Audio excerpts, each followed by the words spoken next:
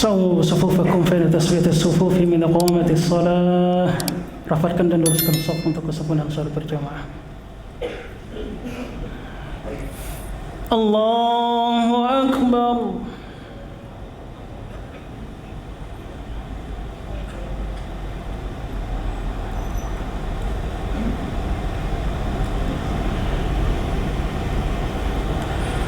Bismillahirrahmanirrahim. Alhamdulillahi rabbil alamin. Ar-Rahmanir Rahim. Maliki yaumiddin. Iyyaka na'budu wa iyyaka nasta'in. Ihdinas siratal مستقيم صراط الذين أنعمت عليهم غير المغضوب عليهم ولا الضالين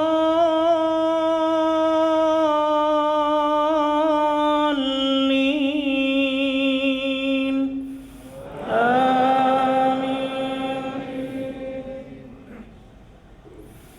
وإذا قيل لهم تعالوا يستغفر لكم رسول الله لووا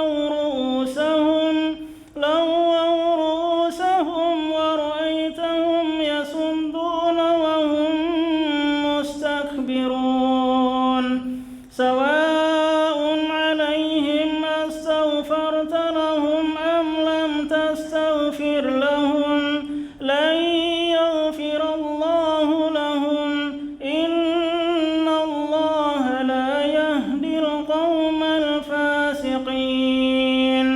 هم الذين يقولون لا تنفقوا على من عند رسول الله حتى ينفضوا ولله خزائن السماوات والأرض ولكن المنافقين لا يفقهون. يقولون لئن رجعنا إلى المدينة ليخرجن الأعز منها الأذل ولله العزة ولرسوله وللمؤمنين ولكن المنافقين لا يعلمون. الله أكبر.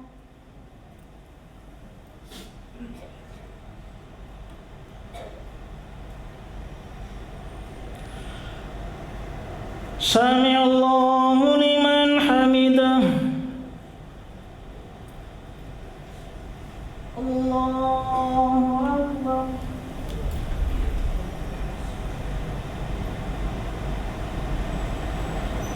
الله أكبر.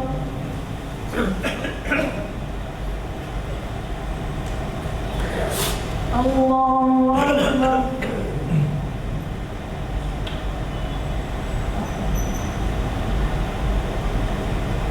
الله أكبر. بسم الله الرحمن الرحيم. الحمد لله رب العالمين. الرحمن الرحيم. مالك يوم الدين. إياك نعبد وإياك نستعين. اهدنا الصراط المستقيم صراط الذين أنعمت عليهم غير المغضوب عليهم ولا الضالين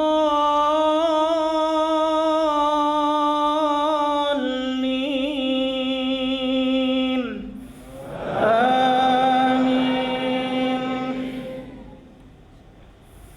يا أيها الذين آمنوا لا تلهكم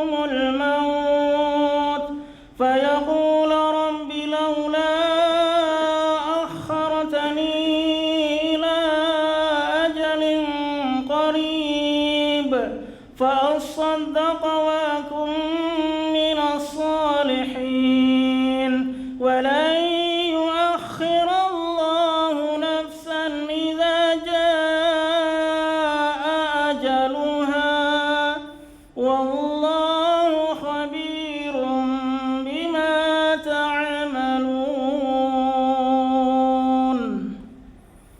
الله أكبر.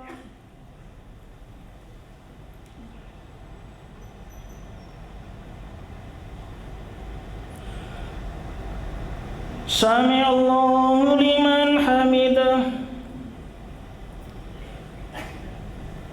الله أكبر.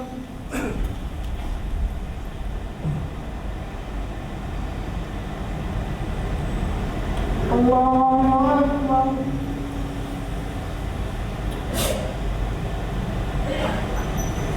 الله أكبر.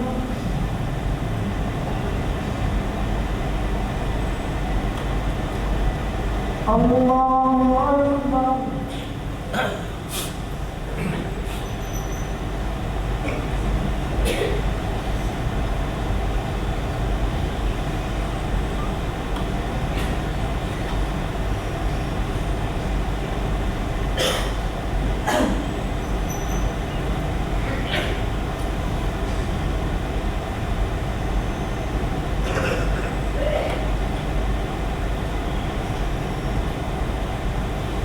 الله أكبر.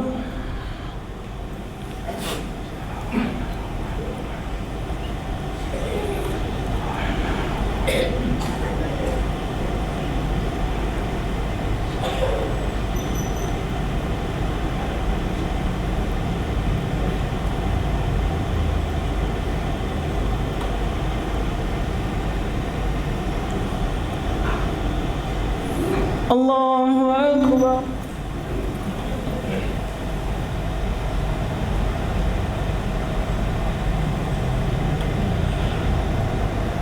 سمع الله لمن حمده. الله أكبر.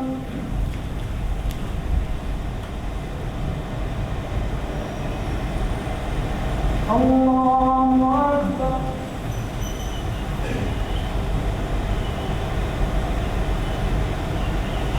الله أكبر.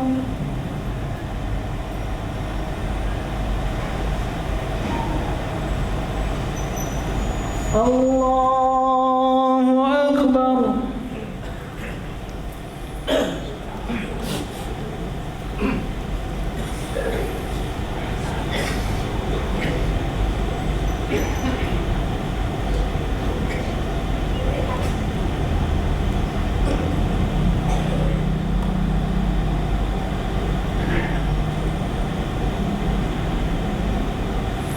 الله أكبر.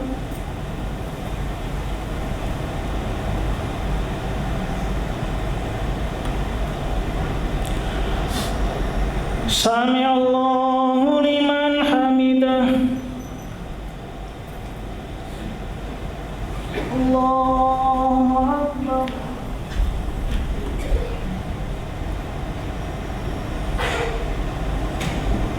الله أكبر.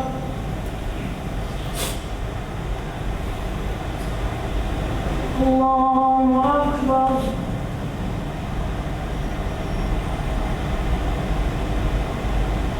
الله أكبر.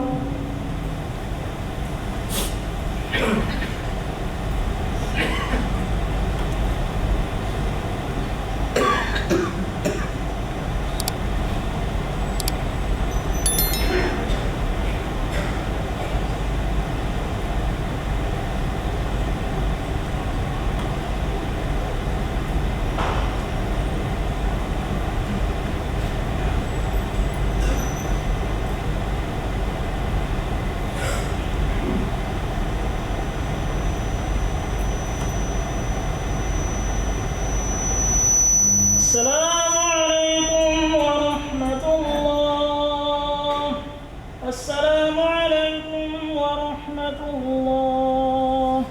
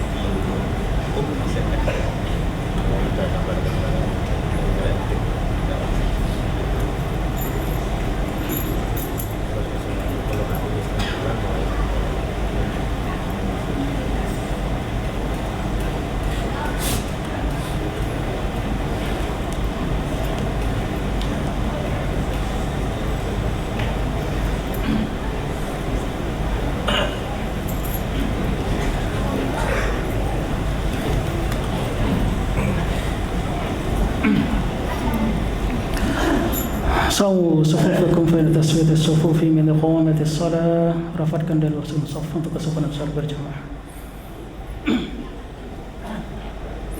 Allahu Akbar.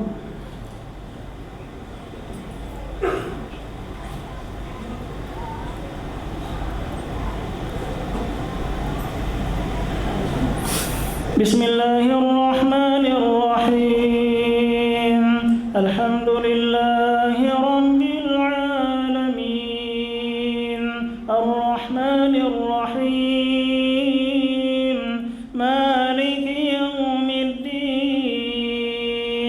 Iyyaka na'budu wa iyyaka nasta'in. Ihdinas siratal mustaqim.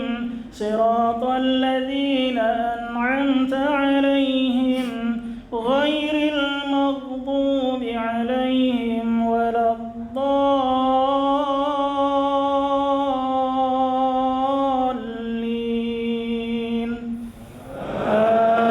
Amin.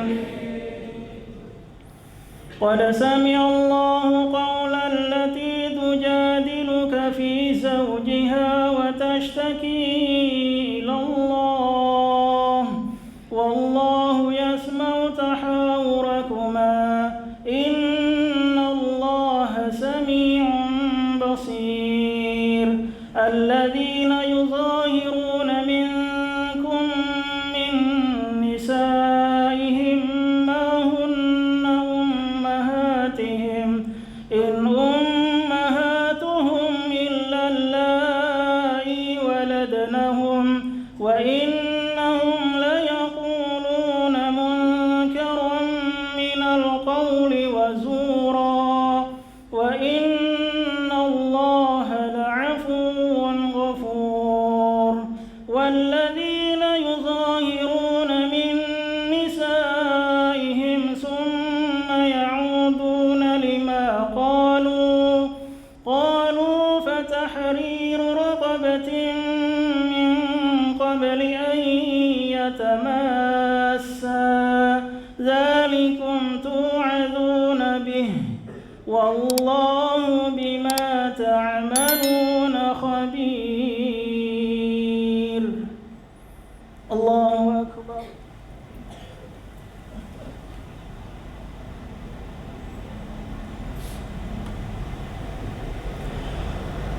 سمع الله لمن حمده. الله أكبر.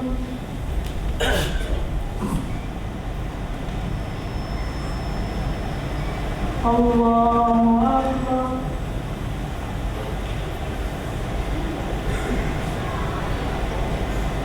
الله أكبر.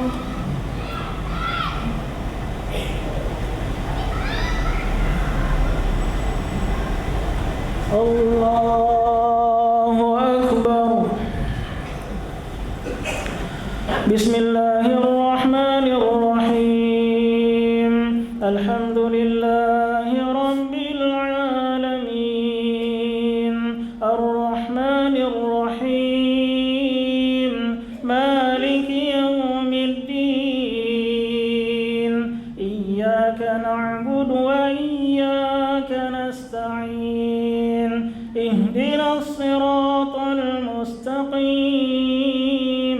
صراط الذين أنعمت عليهم غير المغضوب عليهم ولا الضالين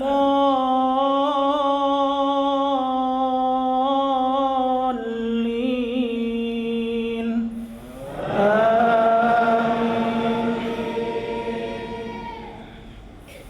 فمن لم يجد فصيام شهرين متتابعين من قبل أن يتماسا فمن لم يستطع فإطعام 60 مسكينا ذلك لتؤمنوا بالله ورسوله وتلك حدود الله وللكافرين عذاب أليم.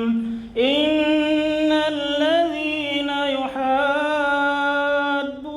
الله ورسوله كبتوا كما كبت الذين من قبلهم وقد أنزلنا آيات بينات وللكافرين عذاب مهين. الله أكبر.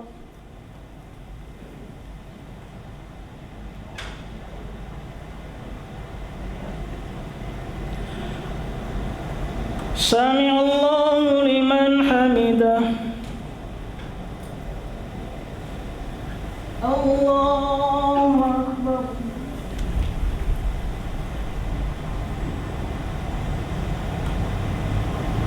الله أكبر.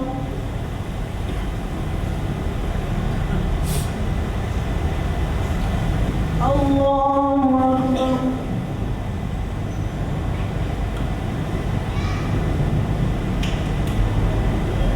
الله أكبر. بسم الله الرحمن الرحيم. الحمد لله رب العالمين الرحمن الرحيم مالك يوم الدين إياك نعبد وإياك نستعين اهدنا الصراط المستقيم صراط الذين أنعمت عليهم غير المغضوب عليهم ولا الضالين آمين. يوم يبعثهم الله جميعا فينبئهم بما عملوا أحصاه الله ونسوه والله على كل شيء شهيد. ألم تر أن الله يعلم ما في السماوات وما في الأرض ما يكون من نجوى ثلاثة إلا هو رابعهم ولا خمسة إلا هو سادسهم ولا أدنى من ذلك ولا أكثر إلا هو معهم أينما كانوا ثم ينبئهم بما عملوا يوم القيامة إن الله بكل شيء عليم. الله أكبر.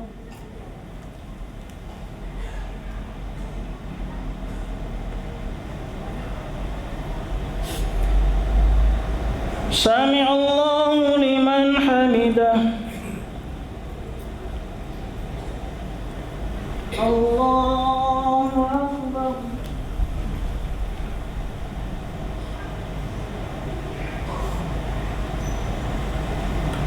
الله أكبر.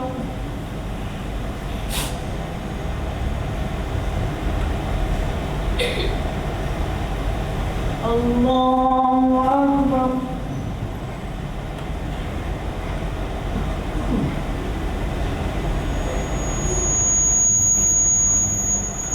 الله أكبر.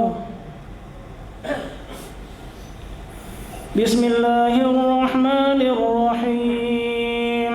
الحمد لله رب العالمين الرحمن الرحيم مالك يوم الدين إياك نعبد وإياك نستعين اهدنا الصراط المستقيم صراط الذين أنعمت عليهم غير المغضوب عليهم ولا الضالين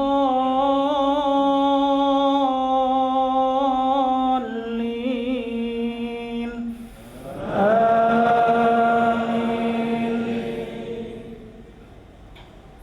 ألم تر إلى الذين نهوا عن النجوى ثم يعودون لما نهوا عنه ويتناجون بالإثم والعدوان ومعصية الرسول وإذا جاءوك حيوك بما لم يحيك به الله ويقولون في أنفسهم لولا يعذبنا الله بما نقول حسبهم جهنم يصلونها فبئس المصير.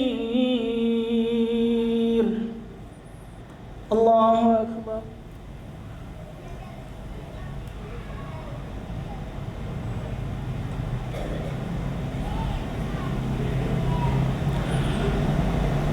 سمع الله لمن حمده.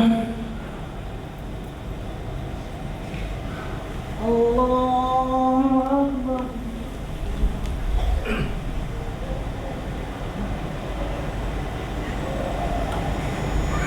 الله أكبر.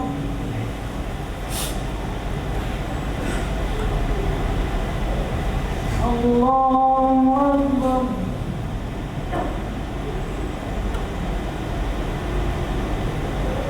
الله أكبر.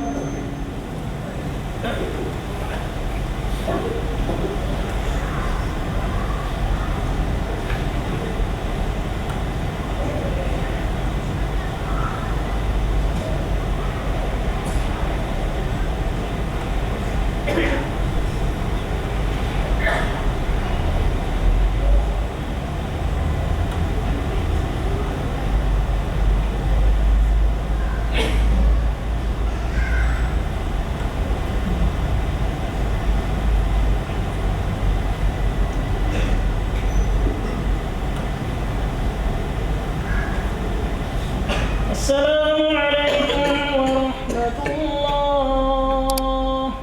السلام عليكم ورحمة الله.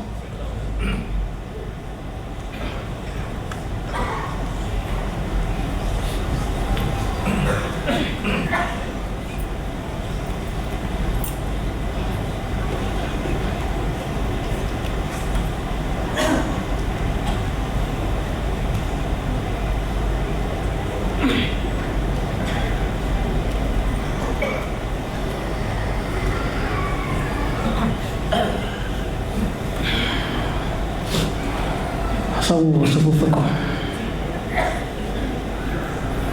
الله أكبر.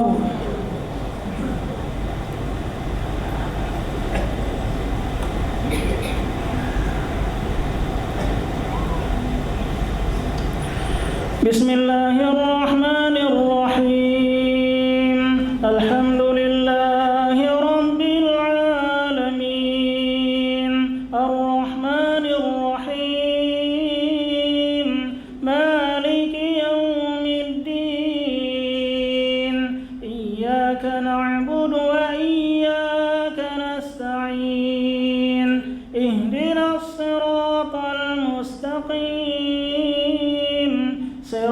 الذين أنعمت عليهم غير المغضوب عليهم ولا الضالين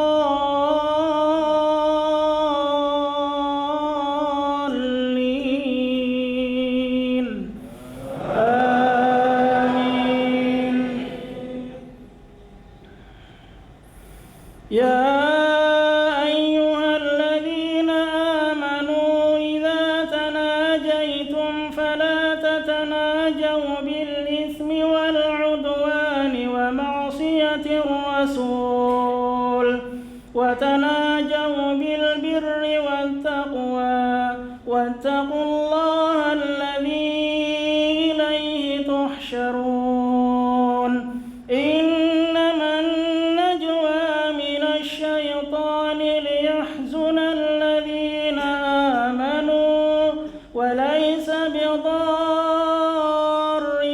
شيئا إلا بإذن الله وعلى الله فليتوكل المؤمنون.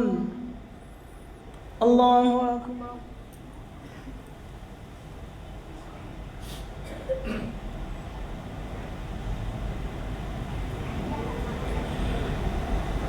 سمع الله لمن حمده. الله أكبر.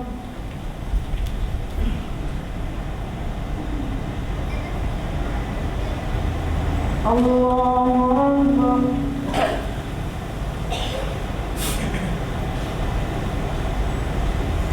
الله أكبر.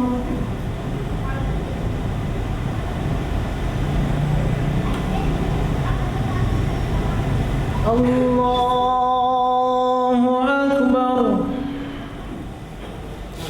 بسم الله الرحمن الرحيم.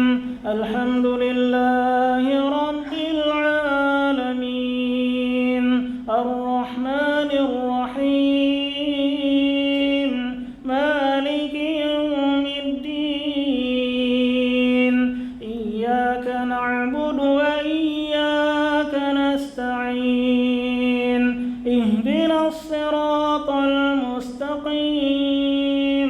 صراط الذين أنعمت عليهم غير المغضوب عليهم ولا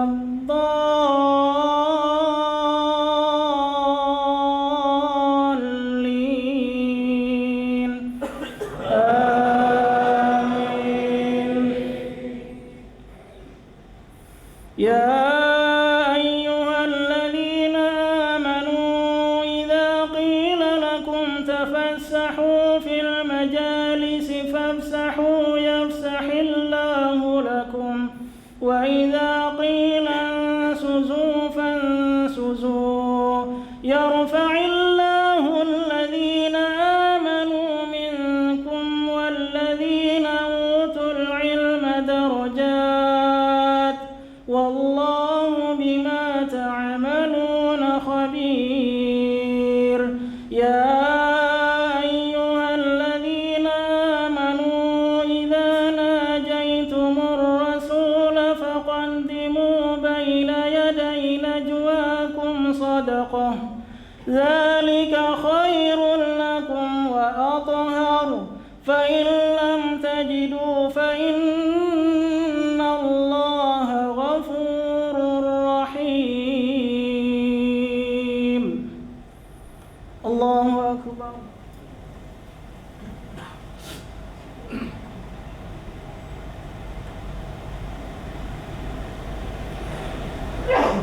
سمع الله لمن حمده. الله أكبر.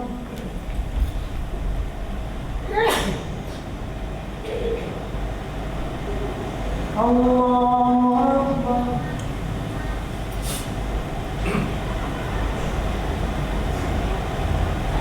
الله أكبر.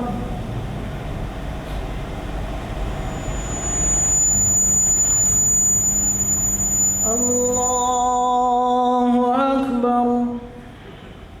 بسم الله الرحمن الرحيم الحمد لله رب العالمين الرحمن الرحيم مالك يوم الدين إياك نعبد وإياك نستعين اهدنا الصراط المستقيم صراط الذين أنعمت عليهم غير المغضوب عليهم ولا الضالين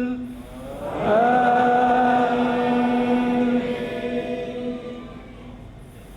أأشفقتم أن تقدموا بين يدي نجواكم صدقات فإذ لم تفعلوا وتاب الله عليكم فأقيموا الصلاة وآتوا الزكاة وأطيعوا الله ورسوله والله خبير بما تعملون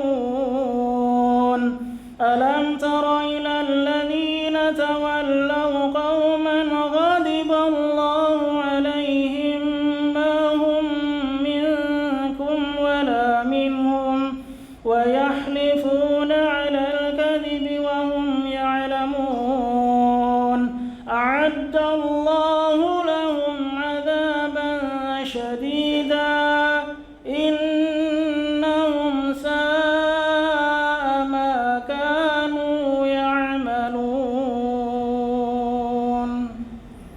الله أكبر.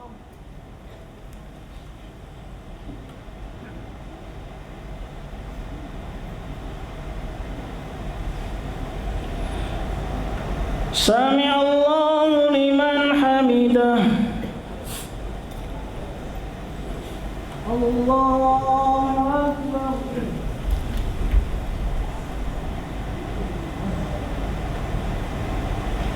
الله أكبر.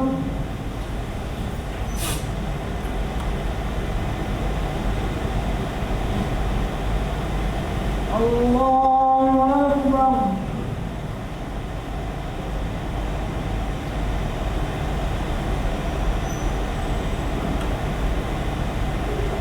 الله أكبر. بسم الله الرحمن الرحيم الحمد لله رب العالمين الرحمن الرحيم مالك يوم الدين إياك نعبد وإياك نستعين اهدنا الصراط المستقيم صراط الذين أنعمت عليهم غير المغضوب عليهم ولا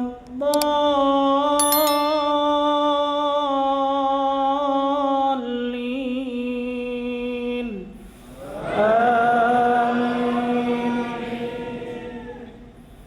اتخذوا أيمانهم جنة فصدوا عن سبيل الله فلهم عذاب مهين لن تغني عنهم أموالهم ولا أولادهم من الله شيئا أولئك أصحاب النار هم فيها خالدون يوم يبعثهم الله جميعا فيحلفون له كما يحلفون لكم ويحسبون أنهم على شيء ألا إنهم هم الكاذبون. الله أكبر.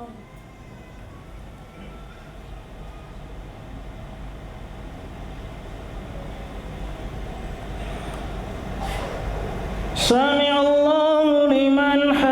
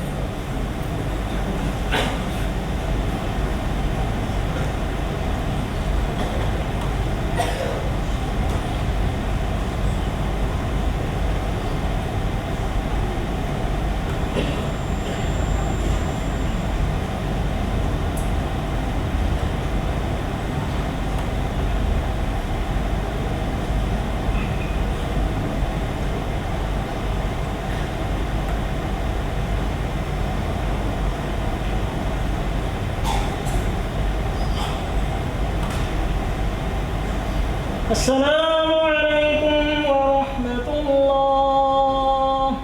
Assalamualaikum warahmatullah.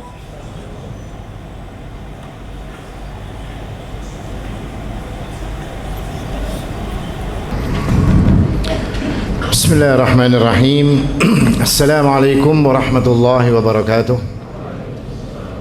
Alhamdulillah nahmaduhu wa nasta'inuhu wa nastaghfiruh ونعوذ بالله من شرور أنفسنا ومن سيئات أعمالنا من يهده الله فلا مضل له ومن يضلل فلن تجد له وليا مرشدا وأشهد أن لا إله إلا الله وحده لا شريك له وأشهد أن محمدا عبده ورسوله اللهم صل وسلم وبارك على نبينا محمد وعلى آله وصحبه وسلم تسليما مزيدا وبعد إخواني وأخواتي في الدين أعزكم الله. Bapak Ibu sekalian, jamaah salat Isya dan tarawih Masjid Al-Mujahidin yang dimuliakan oleh Allah Subhanahu wa taala. Alhamdulillah, kembali kita bersyukur kepada Allah Subhanahu wa taala atas rahmatnya, atas karunia-Nya kita bisa berada di dalam bulan Ramadan, bulan yang penuh dengan kebaikan, dan semoga kita akan bisa menjadi orang-orang yang mendapatkan kebaikan daripada bulan Ramadan ini. Amin ya rabbal alamin. Sebuah hadis diriwayatkan oleh Imam Ahmad bin Hanbal rahimahullahu taala, beliau meriwayatkan, u'tiyat ummati khamsa hisalin fi Ramadan. Umatku ini diberi 5 perkara di dalam bulan Ramadan. Artinya diberikan oleh Allah 5 perkara untuk umat Nabi Muhammad di dalam bulan Ramadan. Lam tu'tahunna ummatun min umamin qablaha. Yang perkara ini, 5 hal ini tidak diberikan kepada umat-umat yang lain daripada umat-umat sebelum umatnya Nabi Muhammad SAW. Yang pertama, hulufu famis saim atyabu indallahi min rihil misik. Bau mulut orang yang berpuasa dari kalangan umat Nabi Muhammad SAW itu di sisi Allah Subhanahu wa taala lebih wangi daripada aroma misik. Misik ini minyak wanginya orang surga. Allah mengatakan khitamuhu misik. Minyak wanginya orang-orang surga itu namanya misik. Yang kedua, kata Nabi SAW, wa tastaghfiru lahumul malaikatu hatta yuftiru. Dan malaikat-malaikat Allah Subhanahu wa taala senantiasa memberikan atau memintakan ampun untuk mereka ini selama mereka berpuasa, hatta yuftiru, sampai kemudian mereka itu berbuka dalam puasanya. Yang ketiga, kata Nabi SAW, wa yuzayyinullahu kulla yaumin jannatah wa yaqulu yushiku ibadi as-salihuna ay yulqu anhum al-ma'unata wal adha wa yasiru ilaik. Dan setiap hari Allah Subhanahu wa taala, setiap hari Allah menghias surganya. Surganya akan senantiasa dihias oleh Allah, dan saat Allah menghias, Allah berkata kepada surga, karena surga adalah makhluk Allah, maka Allah mengatakan kepada surga tersebut, yushiku ibadi as-salihun, hampir saja, sebentar lagi, kata Allah Subhanahu wa taala, hamba-hambaku yang saleh yang saat ini sedang melakukan kebaikan, yang mereka ini akan mendapatkan hasil daripada jerih payah mereka, dan mereka sebentar lagi akan masuk ke dalammu, wahai surga. Kemudian yang berikutnya, Nabi SAW mengatakan, wa tusaffadu fihi muradatus syayatin. Dan di bulan Ramadan tersebut, kata Nabi, muradatus syayatin ini jenderal-jenderalnya setan. Jadi pemimpin-pemimpinnya setan di bulan Ramadan yang mulia ini oleh Allah Subhanahu wa taala mereka dibelenggu. Yang berikutnya lagi keutamaan yang diberikan oleh Allah Subhanahu wa taala, fala yakhlusuna ila ma kanu yakhlusuna ilaihi fi ghairihi. Dan setan tidak bisa sebebas sebagaimana di hari-hari yang lain, kata Nabi sallallahu alaihi wasallam. Yang kelima, wa yughfaru lahum fi akhir lailatin. Dan kemudian keutamaan yang kelima, mereka umat Nabi Muhammad sallallahu alaihi wasallam yang menjalankan ibadah puasa Ramadan akan diampuni di akhir daripada malam Ramadan tersebut. Lalu mereka bertanya para sahabat kepada Nabi, qalu ya Rasulullah, ahiya lailatul qadr? Apakah hari di mana mereka itu akan diampuni oleh Allah Subhanahu wa taala, apakah itu di malam Lailatul Qadar? Maka Nabi Muhammad sallallahu alaihi wasallam mengatakan, qala la, tidak, dia bukan di malam Lailatul Qadar, walakinnal amila innama yuwaffa ajruhu idza qada amalah. Tidak, kata Nabi, akan tetapi seorang pekerja itu akan dibayar upahnya dengan tunai ketika mereka menyelesaikan pekerjaannya. Nah, dari hadis yang mulia ini kita bisa mengambil beberapa hikmah. Ada kebaikan-kebaikan yang diberikan oleh Allah Subhanahu wa taala kepada umat Nabi Muhammad sallallahu alaihi wasallam yang Allah tidak memberikan kepada yang lain. Padahal umat yang lain juga melakukan ibadah puasa. Allah mengatakan, kutiba alaikumus siyamu kama kutiba alal ladzina min qablikum. Puasa itu diwajibkan untuk kalian. Untuk umat-umat yang lain juga diwajibkan oleh Allah Subhanahu wa taala bagi mereka puasa. Tetapi dari puasa mereka dan puasa kita yang berbeda, kita diberikan keistimewaan. Kenapa kita diberikan keistimewaan? Karena kita ini umat yang istimewa. Pian, ulun, semunyaan, antum semua, kita ini umat istimewa yang Allah mengatakan kuntum khaira ummatin ukhrijat linnas. Kalian ini umat yang paling baik yang pernah ada di antara manusia. Kita adalah umat yang terbaik. Kita diberikan nabi yang paling baik. Maka sesungguhnya ini sebuah kemuliaan yang diberikan oleh Allah Subhanahu wa taala kepada diri kita. Dan ketika kemuliaan itu masuk di dalam bulan Ramadan, Nabi sallallahu alaihi wasallam mengatakan, bau mulutnya orang yang berpuasa itu lebih wangi daripada baunya misik. Mungkin kita akan ngomong, Pak, masa sih? Kalau yang aslinya kayak apa, Pak? Orang berpuasa tentu aroma mulutnya tidaklah seperti aroma misik. Tetapi kalau kita cermati hadis ini, Nabi sallallahu alaihi wasallam mengatakan bahwasanya hulufu famis shaim atyabu indallah.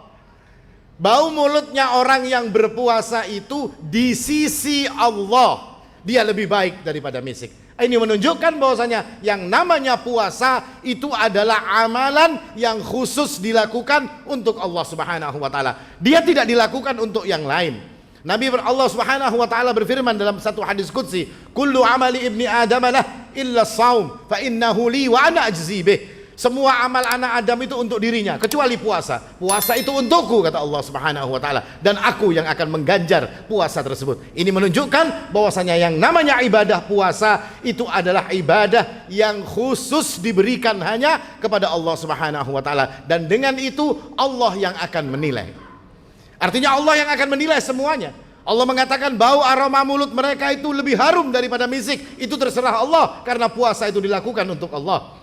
Allah mengatakan fafsaumul li wa ana ajzi bih. Aku yang akan mengganjar puasa itu nanti secara pribadi, kata Allah Subhanahu wa taala. Terserah Allah karena kita melakukan puasa itu hanya untuk Allah Subhanahu wa taala. Kemudian yang kedua dikatakan dalam hadis tersebut, wa tastaghfiru lahumul malaikatu hatta yuftiru. Malaikat senantiasa memintakan ampunan kepada orang-orang yang sedang berpuasa. Artinya dimulainya puasa setelah terbitnya fajar sampai tenggelamnya matahari, selama itu malaikat selalu memohonkan ampun kepada mereka yang berpuasa. Ketika kita ini dimintakan ampun oleh Pak Kiai misalnya, ada seorang kiai mengatakan, ya Allah ampuni si fulan nih, kita akan senang. Kita mengatakan ini doanya Pak Kiai, ini doanya Pak Ustadz, ini doanya Syekh, kita akan merasa bangga. Tetapi ini yang mendoakan adalah para malaikat. La ya'sunallaha ma amarahum, makhluk yang gak pernah maksiat. Sekejap mata mereka tidak pernah bermaksiat kepada Allah Subhanahu wa taala. Maka kita bisa membayangkan kalau ada makhluk yang seperti itu lalu memintakan ampun untuk kita, kira-kira diterima atau tidak oleh Allah Subhanahu wa taala. Yang ketiga, Nabi mengatakan wa yuzayyinullahu kulla yaumin jannatah. Setiap hari orang yang berpuasa itu surganya terus dihias oleh Allah. Artinya apa? Terus ditambah terus ditambah oleh Allah Subhanahu wa taala. Lalu Allah berfirman kepada surga yang merupakan makhluk Allah, wahai surga, engkau kuhias seperti ini, engkau kupercantik, engkau kubaguskan, karena sebentar lagi, kata Allah Subhanahu wa taala, hamba-hambaku yang saleh, yang mereka berpuasa di bulan Ramadan, yang menjaga puasanya dari perkara-perkara yang akan membatalkannya, menjaga puasa mereka dari perkara-perkara yang akan mengurangi nilainya. Sebentar lagi mereka akan datang dan mereka akan masuk ke dalammu, kata Allah Subhanahu wa taala. Kemudian yang keempat, kata Nabi sallallahu alaihi wasallam, wa tusaffadu fihi muradatus syayatin. Di bulan Ramadan, setan-setan atau kepala-kepala setan, bos-bosnya setan itu dibelenggu. Ini isyarat bahwasanya yang namanya bulan Ramadan itu Allah Subhanahu wa taala memudahkan seseorang untuk berbuat baik. Karena kita bisa tahu, Pak, yang namanya berbuat keburukan datangnya dari mana? Dari setan. Perbuatan jelek datangnya dari setan. Mereka yang mengajari kita, yang menyuruh kita untuk melakukannya. Ketika mereka diikat oleh Allah Subhanahu wa taala, ini tanda bahwasanya perbuatan baik, amal-amal saleh itu dimudahkan oleh Allah Subhanahu wa taala di dalam bulan Ramadan. Makanya Nabi mengatakan, kalau sampai ada orang masuk dalam bulan Ramadan, raghima anfu rajulin dakhala Ramadan thumma salakha falam yughfar lahu. Masuk dalam bulan Ramadan yang dimudahkan semuanya oleh Allah Subhanahu wa taala untuk melakukan kebaikan, lalu keluar dia dari bulan Ramadan, dia tidak diampuni dosa-dosanya oleh Allah. Raghima anfu, kata Nabi. Celaka orang ini. Sungguh sial orang ini ketika ada orang yang menjadi bernasib seperti itu. Yang terakhir, Nabi SAW mengatakan, wa yughfaru lahum fi akhir lailah. Dan dia diampuni nanti pada akhir daripada hari-hari bulan Ramadan ini. Artinya Nabi berkata bahwasanya kita ini seolah-olah bekerja. Seorang amil, seorang pekerja itu kapan akan dibayar? Saat pekerjaan mereka selesai. Maka kita berada di bulan Ramadan, sejatinya kita sedang bekerja. Kita sedang melakukan satu tugas, yang tugas itu diberikan oleh Allah, yang kita bekerja untuk Allah Subhanahu wa taala. Allah akan bayar kita. Allah akan berikan kepada kita dengan sempurna sebagai bayaran. Kapan itu akan diberikan? Nanti, ketika puasa ini telah berakhir, ketika Ramadan ini telah berakhir. Maka beruntunglah orang-orang yang diberikan bayaran secara penuh oleh Allah Subhanahu wa taala berupa ampunan dan pembebasan diri mereka daripada siksa api neraka. Ini 5 hal yang dikatakan oleh Nabi SAW sebagai kekhususan bagi umat Nabi Muhammad SAW. Semoga kita bisa memanfaatkan kekhususan ini dengan menjalankan kebaikan, dengan menjalankan Ramadan ini dengan sebaik-baiknya, menuruti apa yang diajarkan oleh Nabi SAW di dalam sunnah-sunnah beliau, dan kita berharap kita akan mendapatkan bayaran di akhir daripada Ramadan ini sebagai hambanya yang Allah ampuni kita dan kita dibebaskan daripada siksa api neraka. Barakallahu li wa lakum. Subhanakallahumma bihamdik asyhadu an la ilaha illa anta astaghfiruka wa atubu ilaik. Assalamu alaikum warahmatullahi wabarakatuh. Sawu sufufakum, rapatkan luruskan saf untuk kesabaran salat berjamaah. Allahu Akbar.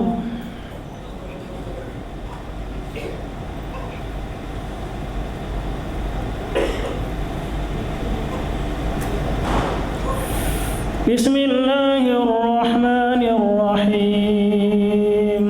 Alhamdulillahi rabbil alamin. Ar-Rahmanir Rahim. Maliki yaumiddin. Iyyaka na'budu wa iyyaka nasta'in. Ihdinas siratal mustaqim. Siratal ladzina an'amta 'alaihim ghairil maghdubi 'alaihim waladdallin.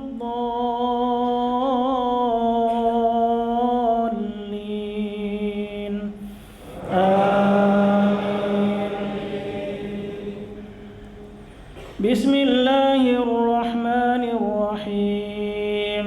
Sabbih isma rabbikal a'la alladhi khalaqa fasawwa هدى والذي أخرج المرعى فجعله غثاء أحوى سنقرئك فلا تنسى إلا ما شاء الله إنه يعلم الجهر وما يخفى ونيسرك لليسرى فذكر إن نفعت الذكرى سيذكر من يخشى ويتجنبها الأشقى الذي يصلى النار الكبرى ثم لا يموت فيها ولا يحيا قد أفلح من تزكى وذكر اسم ربه فصلى بل تؤثرون الحياة الدنيا والآخرة خير وأبقى إن هذا لفي الصحف الأولى صحف إبراهيم وموسى. الله أكبر.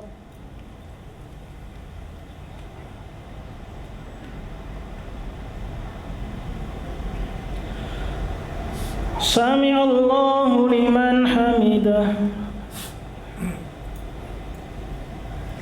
الله أكبر.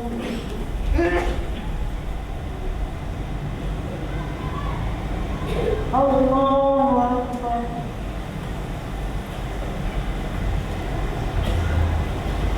الله أكبر.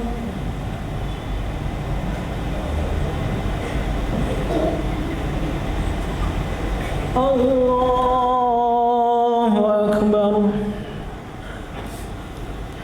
بسم الله الرحمن الرحيم الحمد لله رب العالمين الرحمن الرحيم مالك يوم الدين إياك نعبد وإياك نستعين اهدنا الصراط المستقيم صراط الذين أنعمت عليهم غير المغضوب عليهم ولا الضالين آمين. بسم الله الرحمن الرحيم قل يا أيها الكافرون لا أعبد ما تعبدون ولا أنتم عابدون ما أعبد ولا أنا عابد ما عبدتم ولا أنتم عابدون ما أعبد لكم دينكم ولي دين. الله أكبر.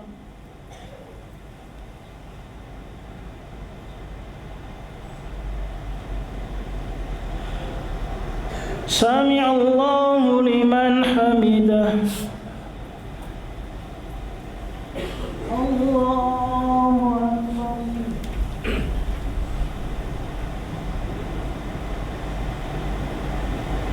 الله أكبر.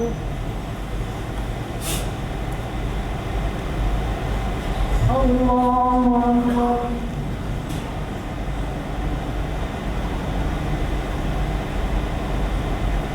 الله أكبر. بسم الله الرحمن الرحيم الحمد لله رب العالمين الرحمن الرحيم مالك يوم الدين إياك نعبد وإياك نستعين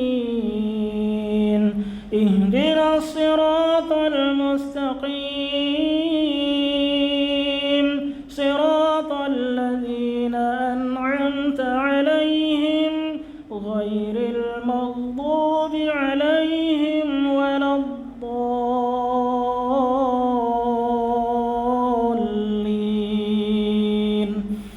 آمين. بسم الله الرحمن الرحيم. قل هو الله أحد الله الصمد لم يلد ولم يولد ولم يكن له كفوا أحد. الله أكبر.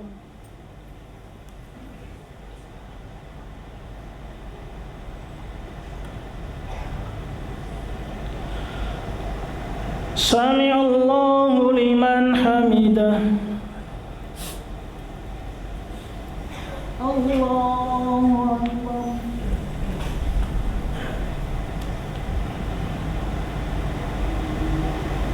الله أكبر.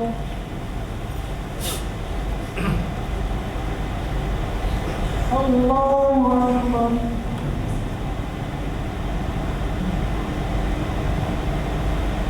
الله أكبر.